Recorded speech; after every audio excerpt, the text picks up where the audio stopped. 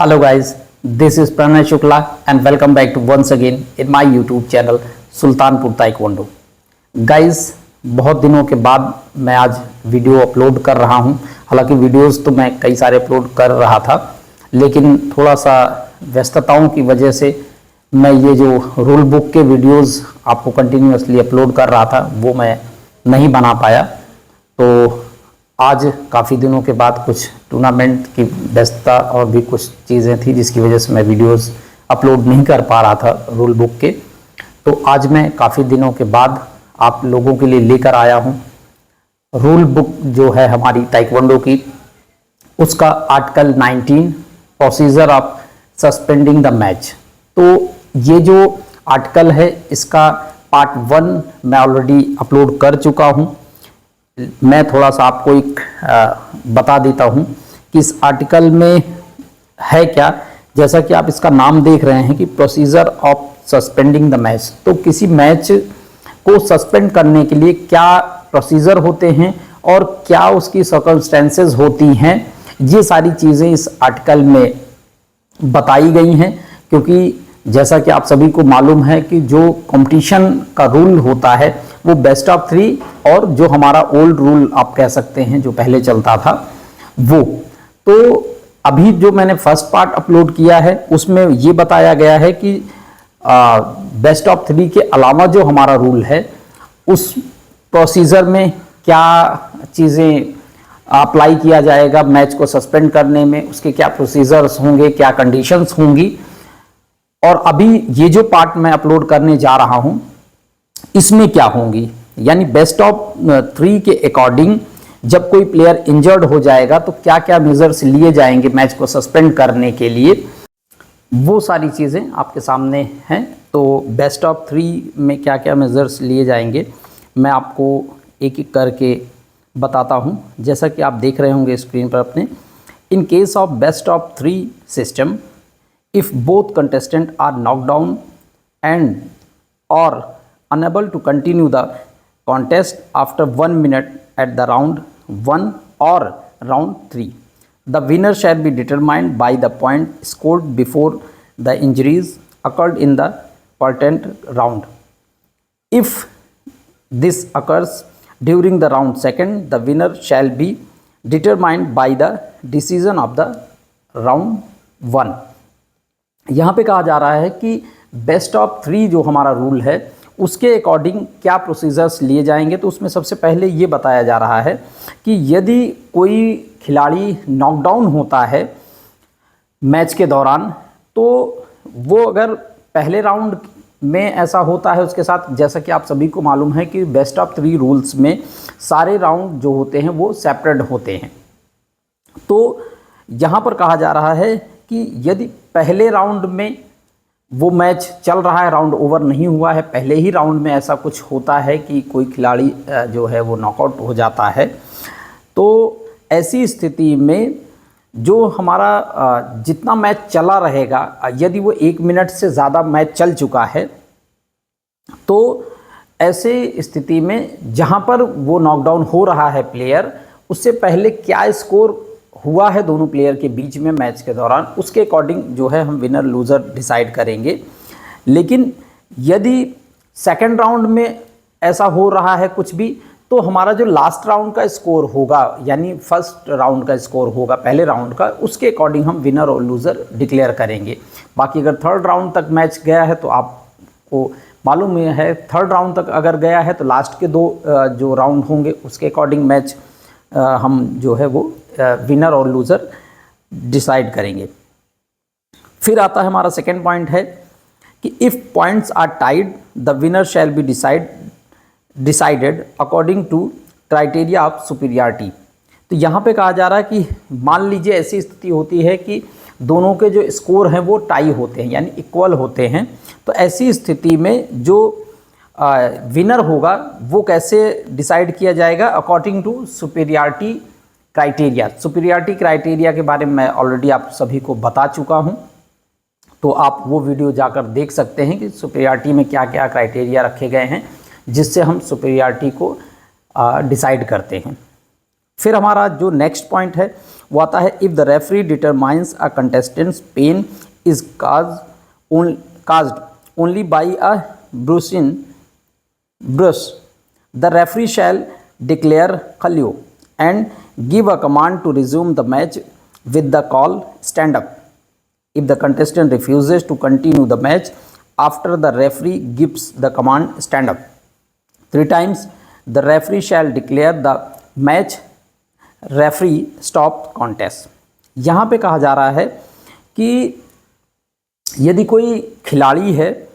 और वो चोट लगती है, उसको घायल होता है, कभी कभी क्या होता है कि देखिए इसमें अभी नेक्स्ट स्टेप में आएगा, वो चीज़ें आ जाएंगी। हालांकि इस स्टेप में ये कहा जा रहा है, इस नंबर में जो है पॉइंट में ये कहा जा रहा है कि यदि खिलाड़ी को किसी तरह की चोट है, जैसे आप ये कह सकते हैं चोट कई तरह की होती है। एक चोट होती है ऐसी चोट जिसमें ब्लीडिंग वगैरह होती है, या कोई जो हमारी बोन वगैरह है वो डिसलोकेट हो जा रही है, या और इस तरह की कोई सीवियर इंजरी हो रही। उसके अलावा अगर चोट लगी, वो चोट में ब्लीडिंग नहीं है, कोई डिसलोकेशन नहीं है, किसी तरह का स्पेन नहीं है, तो अगर इस तरह की कोई ऐसी चोट है, थोड़ी बहुत खरोच लग रही है या ऐसे डायरेक्ट चोट लग जा रही है, तो ऐसी किसी इंजरी के लिए प्लेयर बैठ रहा है और उसको कमांड देगा रेफरी उठने के लिए, मैच को कंटिन्यू करने के लिए। लेकिन अगर वो नहीं कंटिन्यू कर मैच को करता है, वो रिफ्यूज़ करता है रेफरी के कमांड को, तो 3 टाइम्स वो कमांड देगा रेफरी उसको उठने के लिए और मैच को रिज्यूम करने के लिए। यदि प्लेयर 3 बार के कमांड के बाद नहीं उठता है तो रेफरी वहीं पर रेफरी स्टॉप कॉन्टेस्ट यानी RSC जो राइट होता है सेंटर रेफरी का, उसका वो इस्तेमाल करते हुए मैच को वो जो नहीं उठता रहेगा उसके ओपोनेंट को विनर डिक्लेयर कर देगा। ये कहा जा रहा है इस पॉइंट पे। नेक्स्ट पॉइंट है हमारा कि इफ़, देखिए मैं अभी जो चीज़ बता रहा था वही चीज़ इस पॉइंट में आ रही है।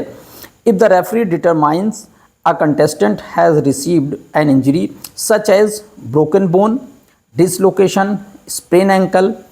and or bleeding, the referee shall allow the contestant to receive a first aid treatment for only for 1 minute after KC. The referee may allow the contestant to receive first aid treatment even after giving the commanding stand up if the contestant is determined to be injured in one of the categories above. यहाँ पे देखिए referee के बारे में कहा जा रहा है, मैंने कुछ चीज़ें इस पॉइंट की पहले आपको बता रखी हैं कि यदि प्लेयर को जो इंजरी हो रही है वो ब्रोकन बोन हो, या उसकी कोई हड्डी वगैरह टूट चुकी हो, या डिसलोकेशन हो, या कोई हड्डी अपनी जगह से दूसरी जगह जो है डिसलोकेट हो चुकी हो, या स्प्रेन पेन हो एंकल का, या कोई ब्लीडिंग हो, इन जो 4 तरह की इंजरीज़ के बारे में बताया गया है, इस तरह की कोई अगर इंजरी हो रही है तो ऐसी स्थिति में रेफरी उसे फर्स्ट एड के लिए कमांड दे सकता है कि वो फर्स्ट एड ले। सबसे पहले वो केसी डिक्लेयर करेगा और प्लेयर को पूछेगा कि क्या वो खेलने के लिए एग्री करता है। अगर वो खेलना चाहता है तो सबसे पहले वो केसी डिक्लेयर करके उसे फर्स्ट एड लेने के लिए भेजेगा। फर्स्ट एड लेने के बाद जो है वो वापस से फिर से रिज्यूम कर सकता है मैच, लेकिन फर्स्ट एड देने के लिए कमांड उसका इस कंडीशन का होना बहुत ज़रूरी है कि उसको ये जो 4 इंजरीज बताई गई हैं इस तरह की कोई कैटेगरी की इंजरी होना आवश्यक है। नेक्स्ट पॉइंट हमारा आ रहा है stopping the match due to injury if the referee determines a contestant has received an injury such as broken bone, dislocation, sprain pain and bleeding, the referee shall consult with the chairperson of the medical committee or the commission doctor assigned by the chairperson. If a contestant is re-injured in the same manner, the chairperson of the medical committee or the commission doctor assigned by the chairman may advise the referee to stop the match and declare the injured the loser. तो यहाँ पे ये कहा जा रहा है कि जैसा कि लास्ट के आपने देखा पॉइंट में ये बताया गया था कि सबसे पहले तो ये देखा जाएगा कि ये जो 4 तरह की इंजरीज़ बताई गई हैं इस कैटेगरी की क्या इंजरी है या नहीं। यदि इस तरह की कोई इंजरी है तो रेफरी उसको फर्स्ट एड के लिए अलाउ करेगा, उसको कमांड देगा, फर्स्ट एड ले सकता है वो। साथ ही साथ वो जब वो फर्स्ट एड लेता रहेगा उसी दौरान वो कमीशन डॉक्टर से भी कंसल्ट कर सकता है, या वहाँ जो चेयरपर्सन होंगे मेडिकल के उनसे, या जो हमारा कमीशन डॉक्टर होता है उनसे, दोनों में से किसी से भी वो कंसल्ट कर सकता है कि क्या इस प्लेयर का आगे कंटिन्यू करना सही रहेगा या नहीं रहेगा, क्या इस तरह की वापस फिर से उसको इंजरी होने की स्थिति बन सकती है, या होगी तो क्या स्थिति बनेगी। तो इस सब तरह के डिस्कशन वो कर सकता है। तो अगर डॉक्टर को, कमीशन डॉक्टर को ऐसा लगता है कि उसको वापस से फिर से इस तरह की इंजरी हो सकती है और जो कि बहुत ज़्यादा सीवियर हो सकती है, तो ऐसी स्थिति में जो हमारा मेडिकल डॉक्टर होगा, जो भी डिसीजन लेगा वही डिसीजन सबको मान्य होगा। तो यदि वो कहता है कि मैच को नहीं कंटिन्यू किया जा सकता है तो, या नहीं करना चाहिए, तो फिर प्लेयर यदि चाहता भी रहेगा तो उसको कंटिन्यू करने नहीं दिया जाएगा, क्योंकि कमीशन डॉक्टर इसीलिए होता है कि जो प्लेयर की सेफ्टी को ध्यान में रखते हुए जो भी सही डिसीजन हो, बायस्ड ना होते हुए वो अपना निष्पक्ष डिसीजन दे। तो यदि डॉक्टर कहता है कि ऐसा नहीं किया जा सकता है, मैच को कंटिन्यू नहीं किया जा सकता, तो रेफरी वहीं पर मैच को जो है वो स्टॉप करेगा और जो इंजर्ड है उसे लूज़र डिक्लेयर कर देगा। तो गाइज़, ये था हमारा आर्टिकल 19 का पार्ट सेकंड। आई होप आप सभी को मेरा एक्सप्लेनेशन पसंद आया होगा,